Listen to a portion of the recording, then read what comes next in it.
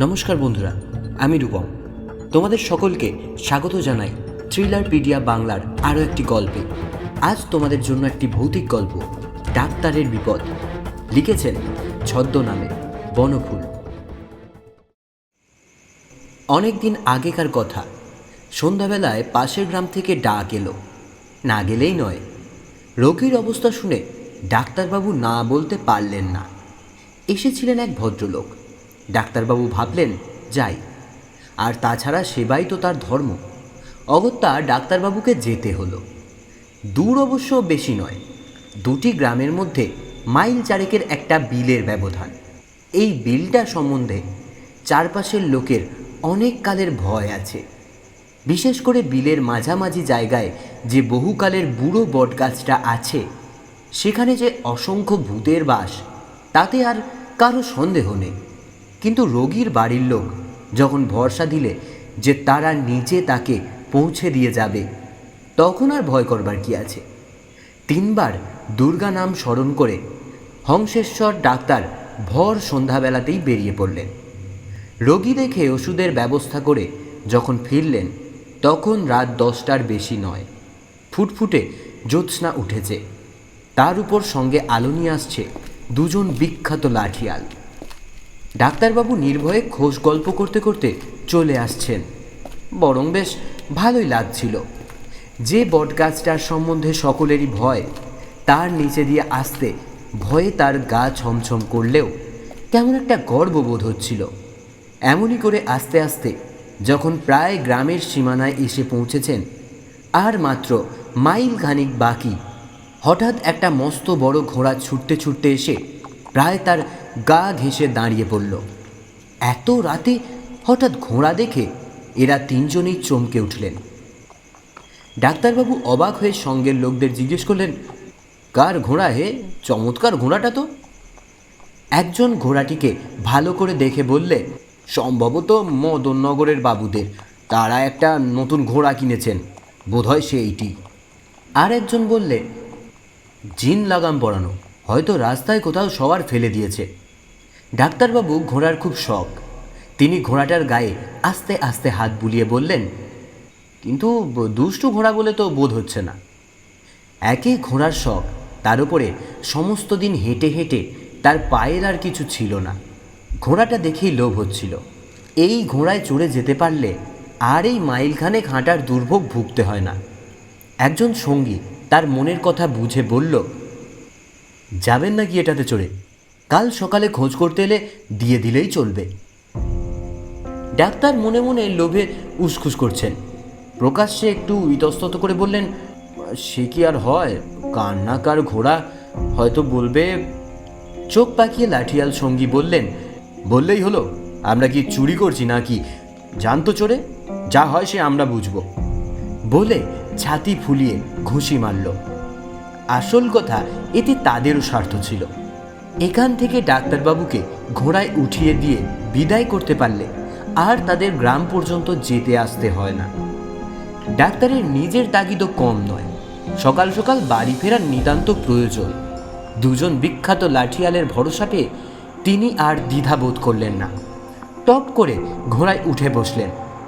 ঘোড়া আস্তে আস্তে গ্রামের দিকে চলতে লাগলো। তা দেখে লাঠিয়াল 2 জন স্বস্তির নিঃশ্বাস ফেলে গ্রামের দিকে ফিরে চলল। ডাক্তারবাবু এককালে ভালো ঘোড়সওয়ার ছিলেন। এখনও ঘোড়া দেখলে তার পা সুরসুর করে। অনেক দিন পর ঘোড়া পেয়ে তার ইচ্ছে হলো একটা ভালো চাবুক পেতে। হাতে চাবুক ছিল না, ছিল একটা ভাঙা ছাতা।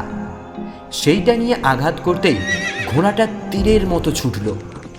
বহু ঘোড়ায় এতকাল চড়েছেন তিনি, অনেক বদখেয়ালি তেজি ঘোড়া শায়েস্তা করেছেন, কিন্তু কোনো ঘোড়া যে এত জোরে ছুটতে পারে এই ধারণা তার ছিল না।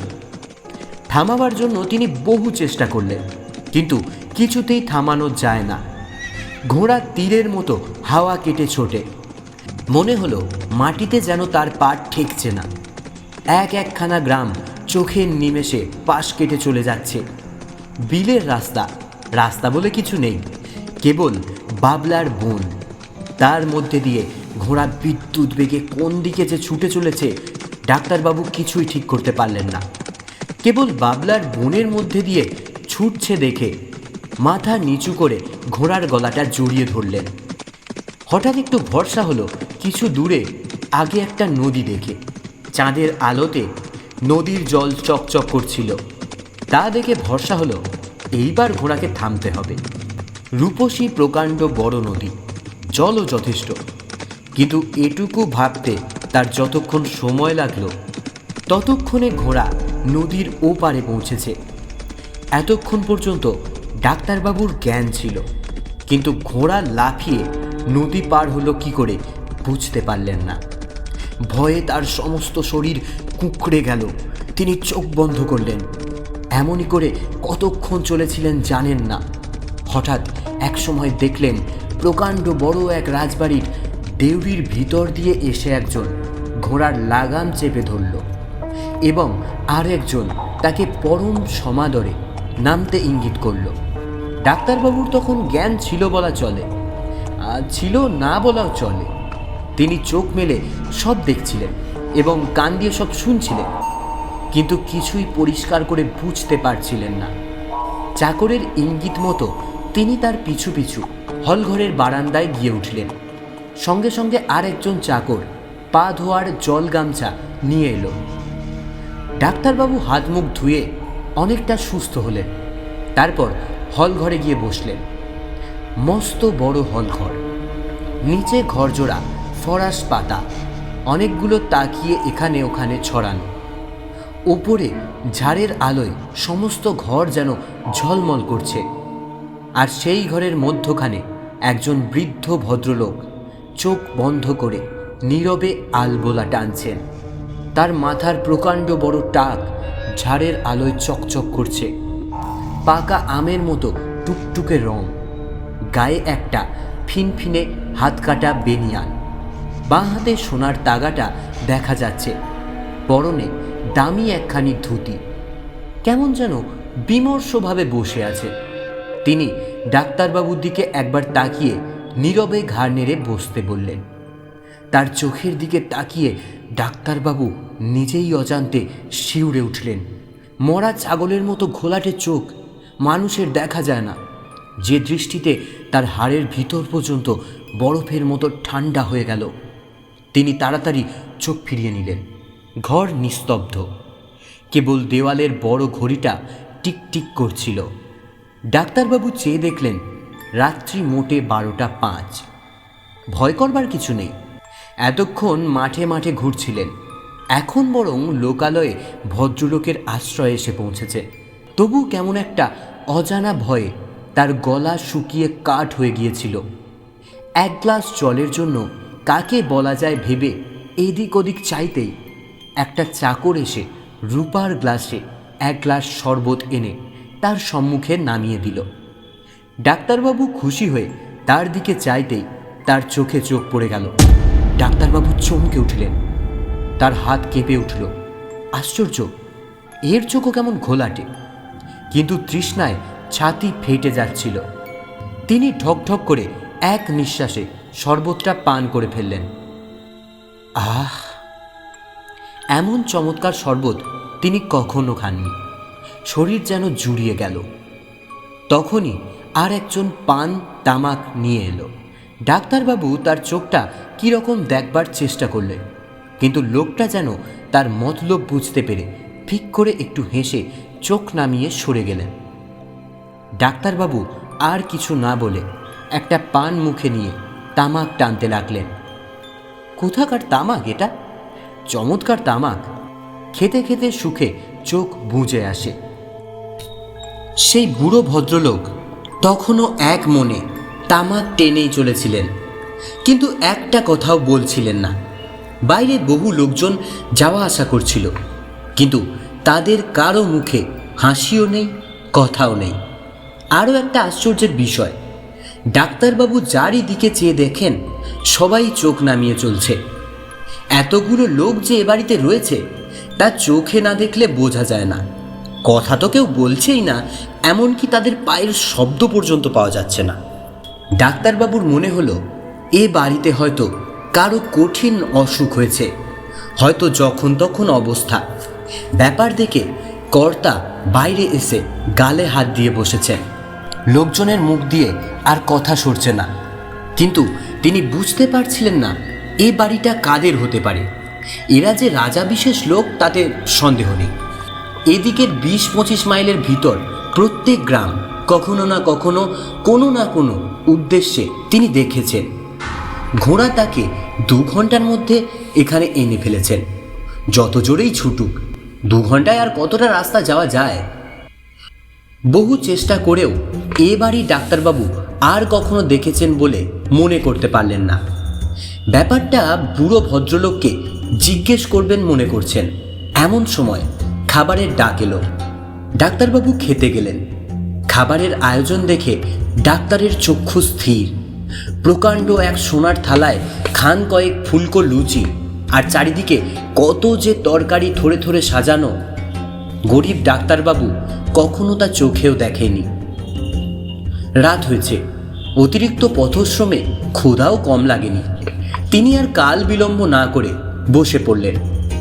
খেতে বসেই মনে হলো সবই আছে বটে, কেবল একটু নুন আর লেবু নেই। কথাটা তার মনে উদয় হওয়া মাত্রই ঠাকুর এসে একটা রেকাবিতে নুন আর লেবু রেখে গেল। সব রান্নাই চমৎকার হয়েছে, বিশেষ করে তোপসে মাছ ভাজা বড় ভালো লাগলো। এদিকে তোপসে মাছ পাওয়া যায় না। ভদ্রলোক কি করে কোথা থেকে যে জোগাড় করেছে কে জানে। ডাক্তারবাবুর মনে মনে হাসি পেল যে ভদ্রলোক এত কষ্ট করে দুষ্প্রাপ্য তোপসে মাছ জোগাড় করছেন, আর গলদা চিংড়ি জোগাড় করতে পারছেন না। চিন্তা করা মাত্রই গলদা চিংড়ির মালাইকারি এলো। ডাক্তারবাবু কিন্তু এ কথা ভেবে দেখলেন না যে তিনি মনে মনে চিন্তা করা মাত্রই কি করে এক একটা জিনিস এসে উপস্থিত হচ্ছে। ভাবলেন বোধহয় দিতে ভুলে গিয়েছেন, এখন এনে দিচ্ছে। ফলের থালাটা কোলের কাছে টেনে এনে দেখলেন ফলের আর কিছুই বাকি নেই, এক আম ছাড়া। তা এবারের এদিকে আম মোটে হয়নি। গোড়ায় মুকুল ভালোই হয়েছিল, কিন্তু ফাল্গুনের গোড়ায় কদিন কি যে কালবৃষ্টি হলো, একটা মুকুলও রইল না, সব ঝরে গেল। আম নেই সেই জন্য। কিন্তু সেই মুহূর্তে মালদাহের ভালো ফজলি আম যখন তার সামনে এলো, তখন তার বিস্ময়ের আর সীমা রইল না। অবাক হয়ে ঠাকুরের মুখের দিকে চাইতেই সেই চোখ মরা ছাগলের মতো ঘোলাটে। ঠাকুর সঙ্গে সঙ্গে যেন অপ্রস্তুত হয়ে হেসে চোখ নামিয়ে চলে গেল বটে, কিন্তু সেই এক মুহূর্তের দৃষ্টি তার হাড়ের ভিতর পর্যন্ত ঠক ঠক করে কাঁপিয়ে দিল। ডাক্তারবাবু পরম পরিতোষ সহকারে আহার করেও কেমন যেন তৃপ্তি পেলেন না। তার মন তখন বিভ্রান্ত হয়ে উঠল। কি যে করবেন ঠিক করে উঠতে পারছেন না। কাস্তুরি সুবাসিত পান মুখে দিয়ে সুগন্ধি তামাক টানতে টানতে একবার মনে হলো পালিয়ে যান। এই থমথমে বাড়ি, বিশেষ করে ওই বুড়ো ভদ্রলোকটিকে তিনি কিছুতেই সহ্য করতে পারছিলেন না। ভদ্রলোক এখনও ঠিক সেই জায়গায় ঠিক তেমন করে বসে, মুখে গড়গড়ার নল। মাঝে মাঝে ডাক্তারবাবুর মনে হচ্ছিল ভদ্রলোকের মাথাটা আসল নয়, শ্বেত পাথরের কিংবা অমন কিছুর হবে। কেবল থেকে থেকে ধূমপান করে প্রমাণ করছিলেন না, মাথাটা নকল না, আসলই। কিন্তু ভদ্রলোক চোখ তুলে তাকান না কেন, কথাই বা বলেন না কেন? এই কি রকমের ভদ্রতা? এমন সময় ভিতর থেকে ডাক্তারবাবুর ডাক এলো রোগী ডাকবার জন্য।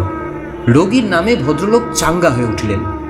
তাই বটে, বাড়িতে কঠিন রোগী না থাকলে লোকে এমন বিমর্ষ হয়ে চুপচাপ থাকে না। ডাক্তারবাবু উৎসাহের সঙ্গে ভিতরে গেলেন। কত ঘর কত বারান্দা যে পার হলেন তার ইয়ত্তা নেই। এত বড় বাড়ি রাজরাজাদের ছাড়া আর কারই বা হবে? কিন্তু কোথাকার রাজা এরা?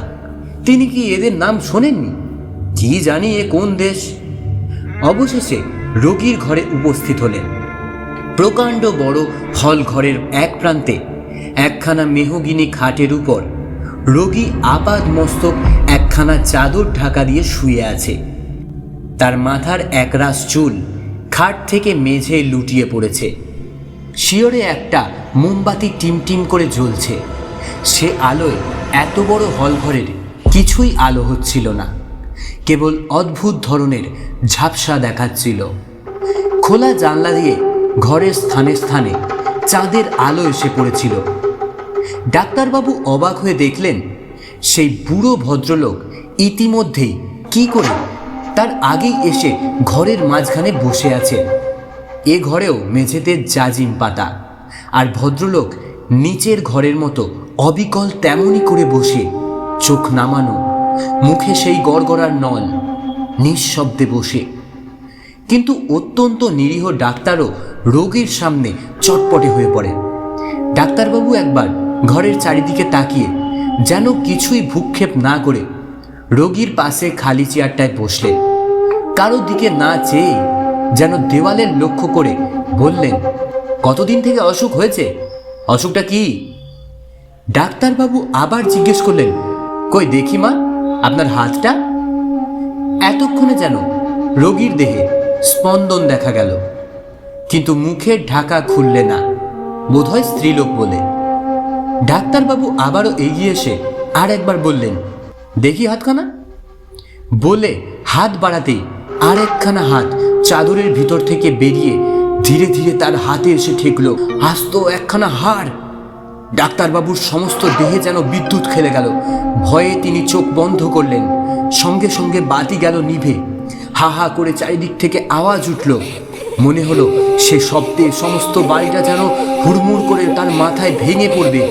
আর চোখ বন্ধ করতেই তিনি দেখতে পেলেন হাজার জোড়া ঘোলাটে চোখ তার দিকে হাওয়ায় নেচে নেচে বেড়াচ্ছে, আর মিটি মিটি হেসে ইশারা করে তাকে যেন ডাকছে।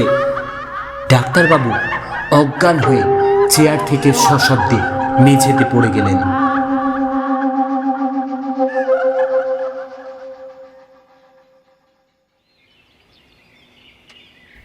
যখন তার জ্ঞান হলো তখনও ভালো করে ভোর হয়নি। দেখলেন বাড়িটা বড় বটে, কিন্তু রাতে যে ঐশ্বর্য দেখেছেন তার কিছুই নেই।